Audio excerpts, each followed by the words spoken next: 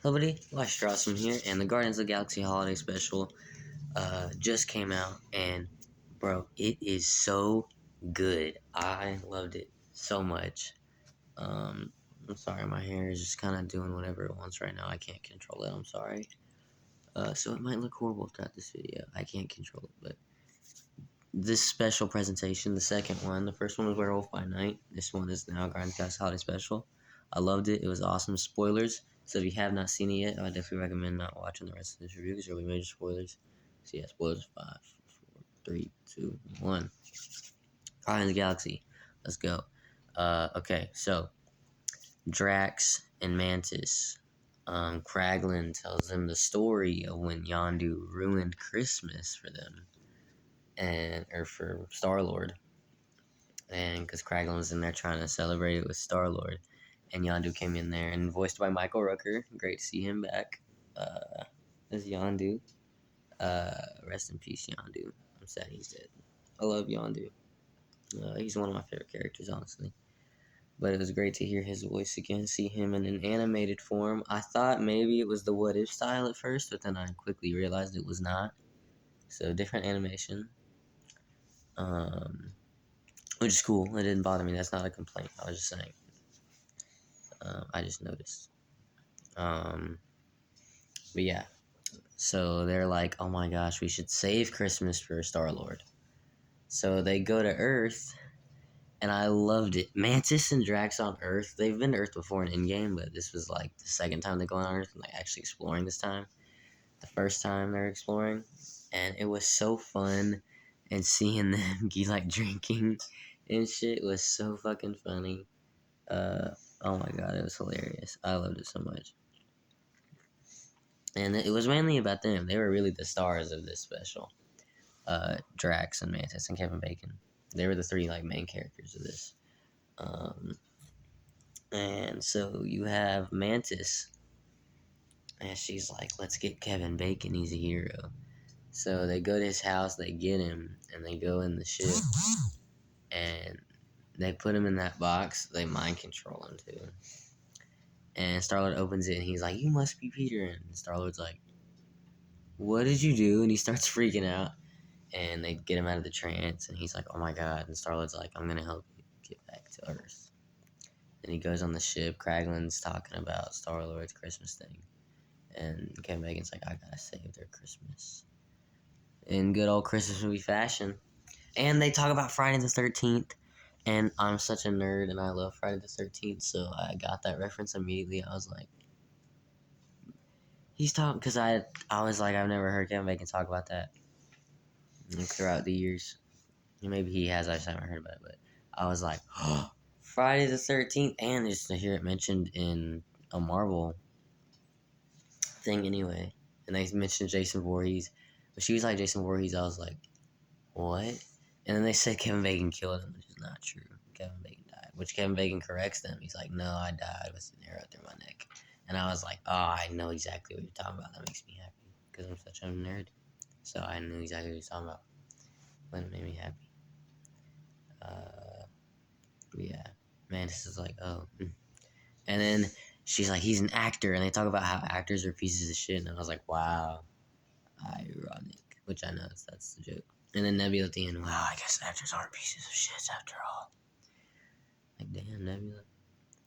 But yeah. And then, Mantis mentions that she's Star-Lord's sister right in the beginning. And I was like, that makes sense. That tracks. Because in Guardians of the Galaxy Volume 2, Ego talks about how he fucked a lot of people. It makes sense that Mantis is his daughter. So it didn't bother me at all. It made complete sense. When she said it, I was like, oh, wow. How did we not find this out sooner? Like, how did we fans not, like, theorize this already? I don't know, like, how did I not think of this? You know? And it reminded me of, like, Luke and Leia. Or I was like, good thing that him and Mantis were not romantic into each other. Like, even though Luke and Leia kissed, and then they turned out to be siblings anyway, so I don't know what the point is here. I'm just saying. But yeah, they're siblings, and then at the end, Star-Lord's like, oh my god, this is the best. She's like, we're siblings. And he's like, oh my god, this is the best Christmas present ever. And I was like, oh, really? Even better than Gamora coming back? I'm just kidding. They mentioned Gamora. She's not in this, though. So yeah. Also, Cosmo's in it, kinda. Cameo. I like Cosmo. And Rocket was great. Groot, barely in it, but he looked cool. He also looked kind of real at parts. It was weird. I liked his new design a little bit, though. It was kind of cool. I am Groot. Kevin Bacon was great. I love Kevin Bacon. Big fan. Love Trimmers. Love Friday the 13th. Yeah, I love Trimmers, and I love his role in Friday the 13th, even though he's barely in it. And I just love Kevin Bacon and a lot of other stuff too. So yeah, it was great to see him. He's also in X-Men First Class. It's a great movie, another Marvel movie, but different universe or different timeline. I love X-Men First Class though. It was awesome. I need to do commentaries on the X-Men soon. I might do the I Am Groot, all 5 of those shorts. I might do that commentary tonight, which is fitting because this came out that Groot's in it. But yeah, I really, really liked it. I don't really know what else there's to say. I just really, really liked it. I thought it was awesome. I feel like I kind of talked about everything, maybe.